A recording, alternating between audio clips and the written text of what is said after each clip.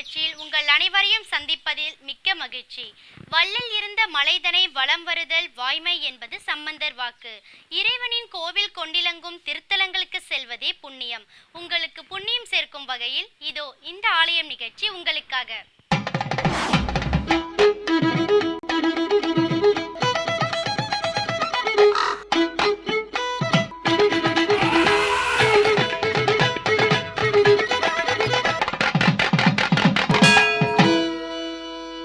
சிவசுப்பிரமணிய சுவாமி திருக்கோயில் ராஜகோபுரத்தில் அக்னீஸ்வரர் சரபேஸ்வரர் ஒன்றாக எழுந்தருளி எங்கும் இல்லா வண்ணம் காட்சியளிக்கின்றார்.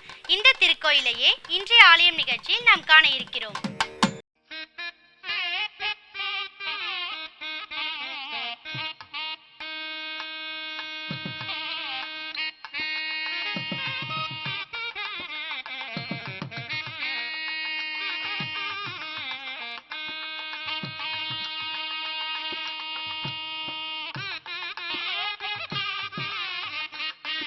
குன்றுதோறும் குமரன் என்ற பெருமை உடைய முருகப்பெருமானின் திருக்கோயில் தமிழகம் எங்கும் உள்ளன. அறுபடை வீடு தவிர மற்ற திருமுருகன் கோயில்களில் மிக முக்கியமானது சென்னையில் உள்ள கந்தகோட்டமே ஆகும்.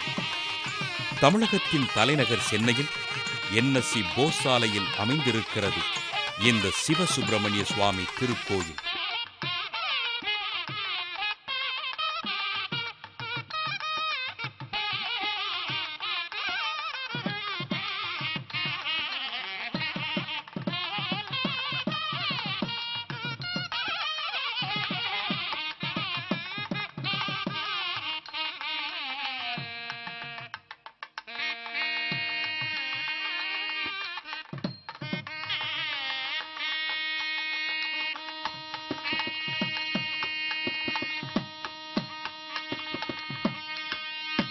இந்த திருக்கோயில் சுமார் 600 ஆண்டுகளுக்கு முன்னரே அமைய பெற்றதால் பண்டொரு காலத்தில் அகத்திய மாமுனிவர் இத்தலத்தில் புனித தவம் இயற்றிக் கொண்டிருக்கும் தருணத்தில் எழில்வேல் அரசாம் எந்தை முருகன் சிறு பாலகனாக தோன்றி அவருக்கு அறிவுரை வழங்கினார்.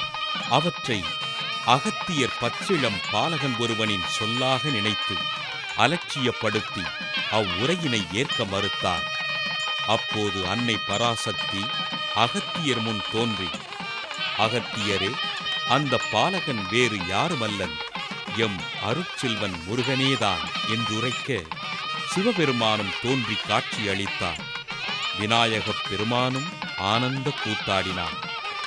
இப்படி ஒரு சிறப்பு நிகழ்ச்சி நடைபெற்ற திருத்தலமே இது. இந்த திருத்தலத்தில் அகத்திய மாமுனிவர் முருகப்பெருமானை பிரதிஷ்டை செய்து கோயில் கொள்ளச் செய்தார் என்பதே தலவரலாறு. பின்னர் வாணியர் சமூகத்தினர் திருக்கோயிலை கட்டி புனரமைப்பு செய்தார்கள் என்று திருக்கோயில் வரலாறு காட்டுகிறது.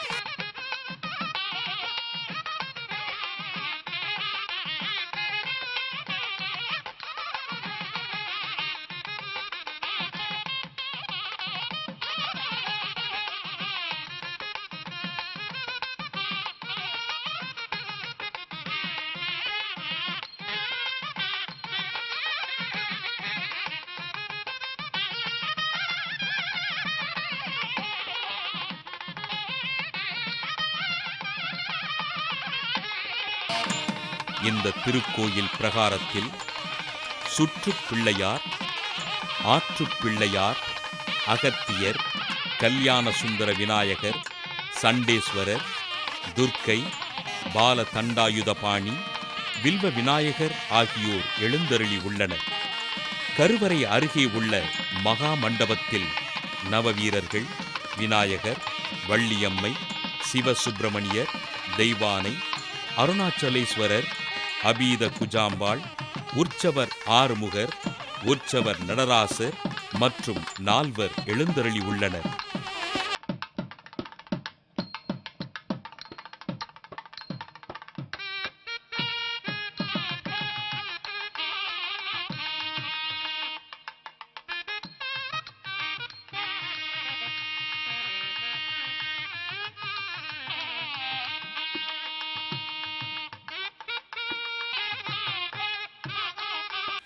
திருக்கோவிலை பற்றிய என்னென்ன கருத்துக்கள் நமக்காக காத்திருக்கின்றன என்பதை காணலாம் வாருங்கள்.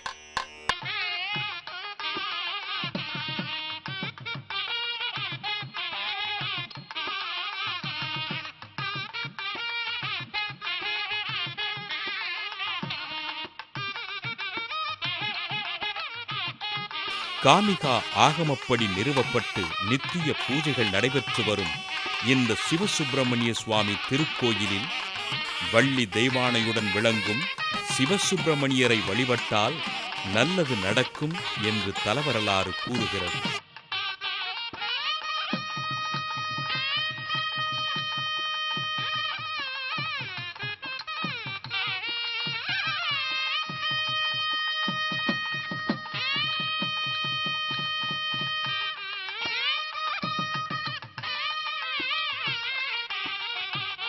இந்த திருத்தலத்தில் சிவபெருமான் ரூபமாகவே எழுந்தருளியிருக்கும் ஆற்றுப் பிள்ளையார் மகா சக்தி வாய்ந்தவர்.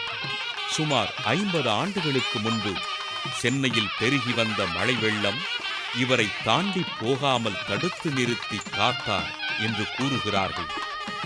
ஞாயிற்றுக்கிழமை வழிபட்டால் திருமண தடை நீங்கும். செவ்வாய்க்கிழமை வழிபட்டால் கருமத்திலான வினைகளும் தீராத நோய்களும் தீரும்.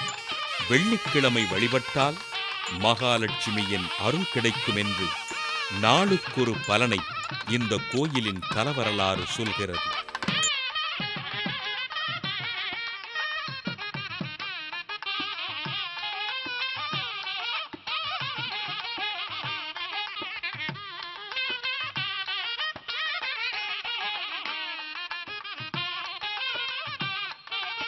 திருக்கோயிலோட முருகரை வணங்கினா திருமண தடைகள் அகலும்.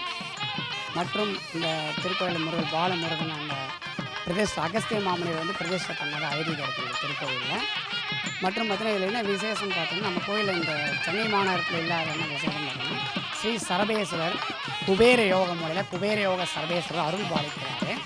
இந்த சரபேஸ்வர சுவாமியை கும்பிட்டோன்னா சேவிச்சோன்னா எல்லாருக்கும் திருமண தடைகள், பில்லி சூனியம், ஏவல் அந்த மாதிரியான கெட்ட அகலும், கடன் தொல்லை தீரும், குடும்ப பிரச்சனைகளாகலும். மற்றும் இந்த சர்வேஸ்வர சுவாமி பார்த்திங்கன்னா, இந்த ஒரு சர்வேஸ்வர சுவாமியை வணங்குறதுனால 4 சுவாமியை வணங்குற பலன் நமக்கு கிடைக்கும். மிகப்பெரிய விசேஷம் என்ன அப்படின்னு பார்த்தீங்கன்னா, எங்கேயுமே இல்லாத அளவுக்கு விமானத்தில் ஸ்ரீ சரபேஸ்வரர் குடிக்கொண்டிருக்கார். அது மிகவும் முக்கியமானது. வேறு எந்த விமானத்தில் பார்த்தேன்னாலும் சரபேஸ்வரர் சுவாமி இருக்காது. நம்ம கோவில் விமானத்தை பார்த்தீங்கன்னா சரபேஸ்வரர் குடிக்கொண்டிருக்கார். இந்த கோயில் சுமார் 500 வருட பழமையான கோயிலாக இருக்குது.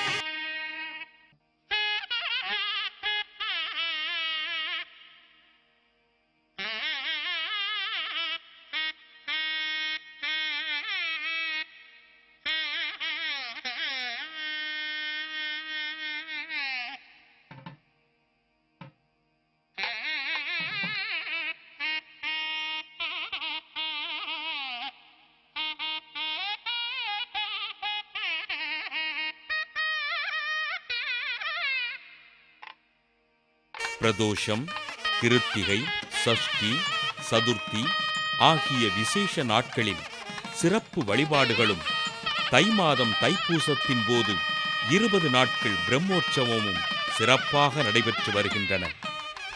இகத்திலும் பரத்திலும் இன்புறு வாழ்வே மிகத்தரும் தெய்வம் மேவிடும் கோவில், அகத்திய மாமுனி அகனமர்ந்திருக்கும் தகத்தக எனும் இன்னும் குமரக்கோட்டமே என்று இன்றும் அருள்மிகு சிவசுப்பிரமணிய சுவாமி திருக்கோயிலுக்கு பக்தர்கள் வந்த வண்ணம் உள்ளனர்.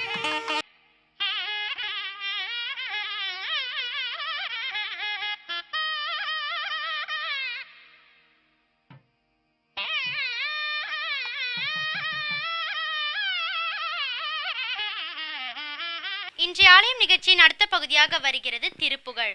முருகப்பெருமானுக்குரிய பாடல்களில் திருப்புகழுக்கே முதலிடம். திருப்புகழின் பாடல்கள் ஒவ்வொன்றும் ஆற்றல் மிக்கவை, எனவே ஆக்கம் அளிப்பவை. இனி இன்றைய பகுதியில் என்ன பாடல், என்ன விளக்கம் என்று பார்ப்போமா? எல்லோரும் இன்புற்றிருக்க நினைப்பதுவே அல்லாமல் வேறொன்று அறியேன் பராபரமே. அருணகிரிநாதனுடைய பாடல்கள் பெரிய அளவிலும் உண்டு, சிறிய அளவிலும் உண்டு என்று பார்த்தோம்.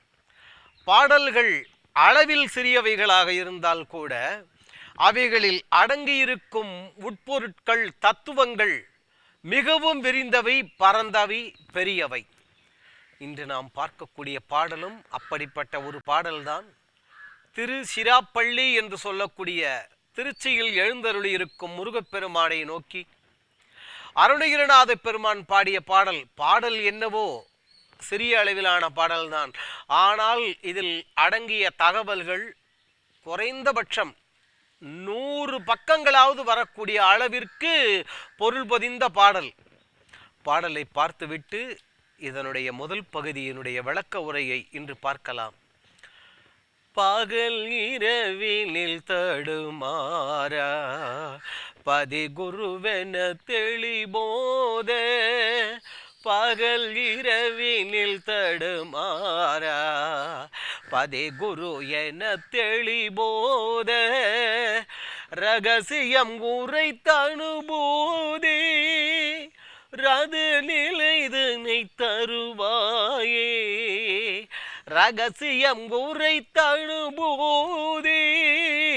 ரது நிலைதனை தருவாயே, ஈக பரம் அதற்கிரையோனே இயல் இசையின் முத்தமிழோனே, ஈக பரம் அதற்கிரையோனே இயல் இசையின் முத்தமிழோனே, சகசிரகிரி பதிவேளே, சகசிரகிரி பதிவேளே, சரவணபவ பெருமாளே, பகலிரவினில் தடுமாறா பதி குருவென தெளிபோத, ரகசிய முறை தனுபூதி ரதநிலை இதனை தருவாயே, ஈக பரமதற்கிரையோனே ஈக பரமதற்கிரையோனே இயல் இசையின் முத்தமிழோனே, சகசிரகிரி பதிவேளே, சரவணபவ பெருமாளே, சரவணபவ